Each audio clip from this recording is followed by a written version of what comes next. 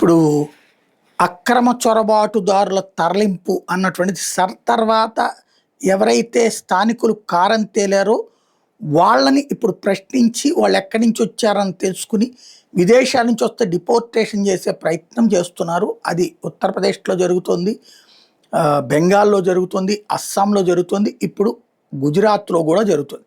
గుజరాత్లో సూరత్లో బట్టల తయారీ కంపెనీలు ఉండటం, అక్కడ చీఫ్ లేబర్ దొరుకుతారని ఎక్కడెక్కడ వాళ్ళని రానియటం, అందులో ఇట్లాగ రోహింగ్యాలు కావచ్చు లేదా బంగ్లాదేశ్ వాళ్ళు బెంగాల్ వచ్చి బెంగాలీల పేరుతో ఐడి కార్డు పట్టుకుని వచ్చినటువంటి వాళ్ళు ఉన్నారు.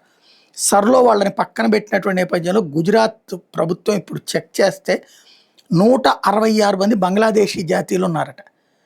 టోటల్గా 290 మంది రోహింగ్యాలు కావచ్చు వాళ్ళందరినీ ఇప్పుడు డిటైన్ శిబిరాలకి అంటే బంధించేటటువంటి ప్రదేశానికి తీసుకెళ్లారు.